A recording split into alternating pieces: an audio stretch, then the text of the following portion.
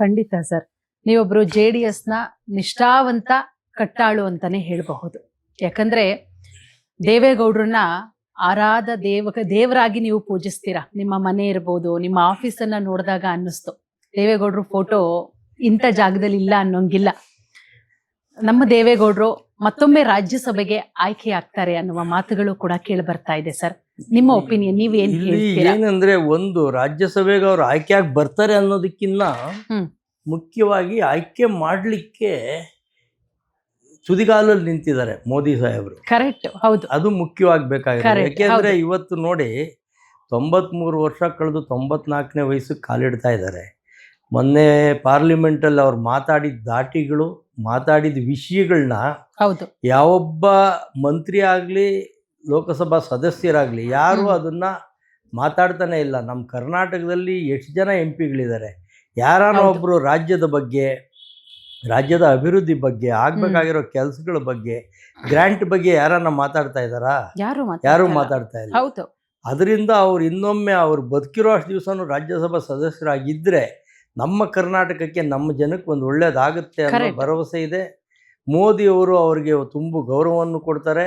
ಅವ್ರು ಮಾಡಿರುವಂಥ ಕೆಲಸ, ಅವ್ರು ನಡ್ಕೊಳ್ಳೋ ರೀತಿ ನಿಜವಾಗ್ಲೂ ಮೋದಿಯವರು ತುಂಬ ಇಷ್ಟಪಟ್ಟಿದ್ದಾರೆ. ನಾವು ಅದನ್ನು ಇಷ್ಟಪಡ್ತೀವಿ. ಖಂಡಿತ ನಾವು ಕೂಡ ನೋಡ್ತೀವಿ.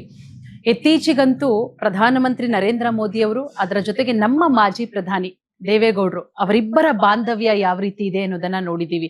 ಕೆಲವೊಂದಿಷ್ಟು ಸಾರ್ವಜನಿಕ ಕಾರ್ಯಕ್ರಮಗಳಲ್ಲಿರಬಹುದು, ಅವರಿಬ್ರು ಎಷ್ಟರ ಮಟ್ಟಿಗೆ ಇರ್ತಾರೆ ಅಂದ್ರೆ ಬಹಳ ಖುಷಿಯಾಗತ್ತೆ. ಇಂಥವ್ರು ಬೇಕು ನಮ್ಮ ದೇಶಕ್ಕೆ ಅಂತ ಹೇಳಿ. ಮತ್ತೆ ಪ್ರಧಾನಮಂತ್ರಿ ಆಗಿದ್ದಂತಹ ಸಂದರ್ಭದಲ್ಲಿ ದೇವೇಗೌಡರು ಮಾಡಿರುವಂತಹ ಕೆಲಸಗಳನ್ನ ಮೋದಿಯವರು ಮುಕ್ತ ಕಂಠದಿಂದ ಹೊಗಳುತ್ತಾರೆ. ಅಂದ್ರೆ ಇಂಥವ್ರು ಬೇಕು ಅಂತ ಹೇಳಿ. ಹಾಗಾಗಿ ಮೋದಿಯವರು ಕೂಡ ಬಯಸಿದ್ದಾರೆ ಮತ್ತೊಮ್ಮೆ ರಾಜ್ಯಸಭೆಗೆ ಆಯ್ಕೆ ಮಾಡಲೇಬೇಕು ನಾವು ಅಂತ ಹೇಳಿ. ಸೊ ಅದರಂತೆ ನಮ್ಮ ಇಚ್ಛೆ ಅವರ ಲಕ್ಷಾಂತರ ಕೋಟ್ಯಾಂತರ ಅಭಿಮಾನಿಗಳು ಕೂಡ ಕಾಯ್ತಾ ಇದ್ದಾರೆ ಮತ್ತೊಮ್ಮೆ ಆಯ್ಕೆ ಆಗ್ಲಿ ಅಂತ ಹೇಳಿ. ನೋಡೋಣ ಸರ್ ಏನಾಗುತ್ತೆ ಅಂತ ಹೇಳಿ. ಡೆಫಿನೆಟ್ ಆಗಿ.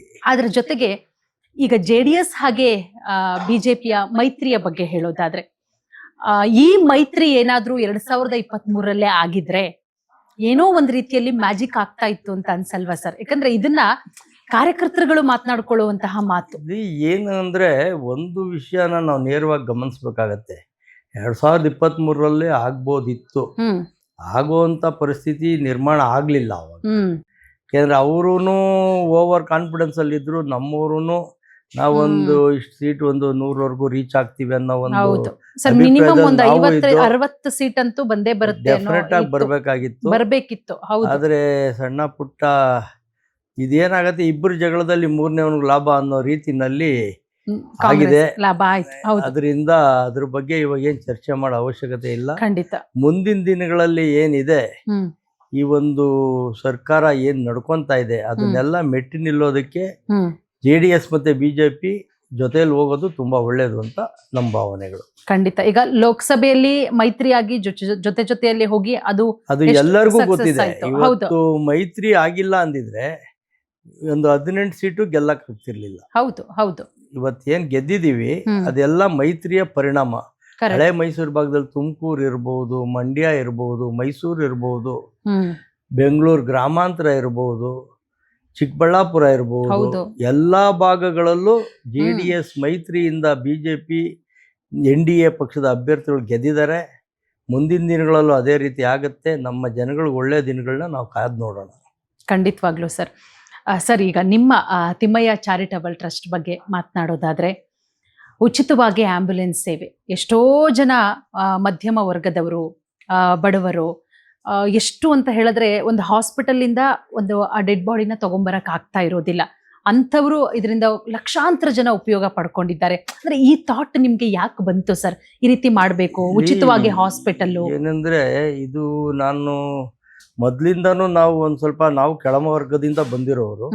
ಇವತ್ತೇನೋ ಭಗವಂತನ ದಯೆ ನಾವು ಒಂದು ವ್ಯಾಪಾರ ಮಾಡಿ ನಾವು 4 ಜನ ಅಣ್ಣ ತಮ್ಮಂದ್ರು, ಅವಿಭಕ್ತ ಕುಟುಂಬ. ಇವತ್ತು 4 ಜನ ಒಂದೇ ಮನೆಯಲ್ಲಿದ್ದೀವಿ, ಒಟ್ಟಿಗೆ ಬಾಳ್ತಾ ಇದ್ದೀವಿ. ಒಂದೇ ವ್ಯವಹಾರ, ಯಾವುದು ಸಪರೇಟ್ ಇಲ್ಲ. ಒಂದು ಹೋಮ್ ಟೂರ್, ನಿಮ್ಮ ಇಡೀ ಫ್ಯಾಮಿಲಿ ಪರಿಚಯನ ನಮ್ಮ ವೀಕ್ಷಕರಿಗೆ ಮುಂದಿನ ಎಪಿಸೋಡ್ ಅಲ್ಲಿ ನಾನು ಮಾಡಿಸ್ಕೊಡ್ಲೇಬೇಕು.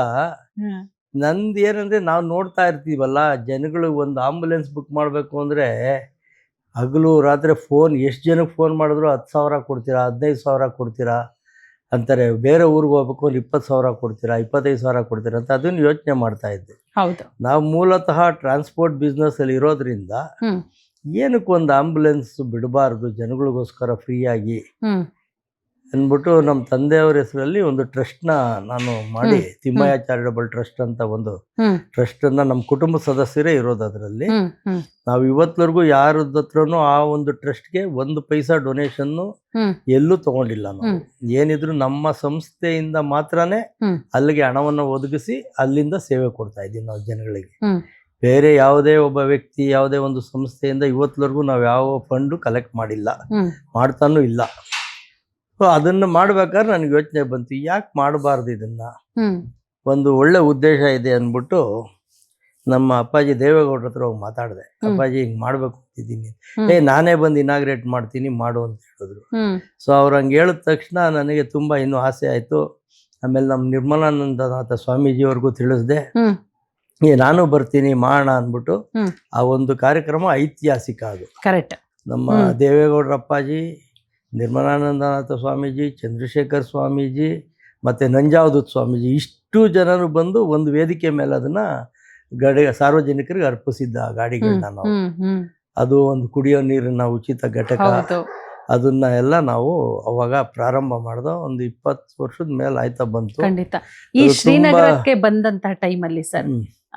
ಆ ಸರ್ಕಲ್ ಅಲ್ಲಿ ಒಂದು ಹಾಕಿದ್ದಾರೆ, ಒಂದು ಬೋರ್ಡ್ ಹಾಕಿದ್ದಾರೆ, ಉಚಿತ ಆರೋಗ್ಯ ಅಪ್ಪಾಜಿ ಕ್ಲಿನಿಕ್ ಅಂತ ಹೇಳಿ. ಹೌದು. ಅಪ್ಪಾಜಿ ಕ್ಲಿನಿಕ್ ಬಗ್ಗೆ ನೀವೇನೋ ಹೇಳ್ತಾ ಇದ್ರೆ, ಅದನ್ನ ಮುಗಿಸಿ ಅಪ್ಪಾಜಿ ಕ್ಲಿನಿಕ್ ಬಗ್ಗೆ ಹೇಳಿ ಸರ್. ಇವಾಗ ಅದರಿಂದ ಅವಾಗ ಶುರು ಮಾಡಿದೆ. ಹ್ಮ್ ಹೌದು, ನನಗೆ ಮೇಯ್ನ್ ಉದ್ದೇಶ ಇದ್ದಿದ್ದು ಅದೇನೆ. ಇವತ್ತು 10,000 5,000 ನಾವು ಯಾರ ಹತ್ರನೂ ದುಡ್ಡು ಕಲೆಕ್ಟ್ ಮಾಡೋದಿಲ್ಲ. ಹೌದು ಸರ್. 200 ರೂಪೀಸ್ ಕಲೆಕ್ಟ್ ಮಾಡ್ತೀವಿ, ಕ್ಲೀನಿಂಗ್ ಚಾರ್ಜ್ ಅಂದ್ಬಿಟ್ಟು ವೆಹಿಕಲ್ಗೆ ಅಷ್ಟೇ. ಅಷ್ಟು ಬಿಟ್ರೆ ಬೇರೆ ದುಡ್ಡು ಏನು ಕಲೆಕ್ಟ್ ಮಾಡಲ್ಲ. ಯಾಕೆಂದ್ರೆ ಅಟ್ಲೀಸ್ಟ್ ಏನು ಇಲ್ಲದೆ ಫ್ರೀಯಾಗಿ ಮಾಡ್ತು ಅಂದ್ರೆ ಅದಕ್ಕೊಂದು ವ್ಯಾಲ್ಯೂಸ್ ಬರೋದಿಲ್ಲ. ಕರೆಕ್ಟ್. ಅಟ್ಲೀಸ್ಟ್ ಕ್ಲೀನಿಂಗ್ ಚಾರ್ಜ್ ಅಂತ ಒಂದು 200 ರೂಪಾಯಿ. ಇವತ್ತು ಬೆಂಗಳೂರಲ್ಲ, ನಾಗಮಂಗಲ, ಕುಣಿಗಲ್ಲು, ಹೌದು, ಗದಗ್ವರೆಗೂ ಕಳಿಸಿದ್ದೀನಿ ಎಷ್ಟೋ ಸರಿ ಗಾಡಿನ. ಹುಬ್ಳಿ ಧಾರವಾಡಗೆಲ್ಲ ಹೋಗಿದೆ. ಯಾರ ಹತ್ರನೂ ಅಷ್ಟೇ ಕಲೆಕ್ಟ್ ಮಾಡೋದು ನಾವು. ಸೊ ವ್ಯವಸ್ಥಿತವಾಗಿ ನಡ್ಕೊಂಡ್ ಬರ್ತಾ ಇದೆ, ಸಾರ್ವಜನಿಕರಿಗೂ ಅನುಕೂಲ ಆಗ್ತಾ ಇದೆ. ಇದು ನಮ್ಮ ಖುಷಿ.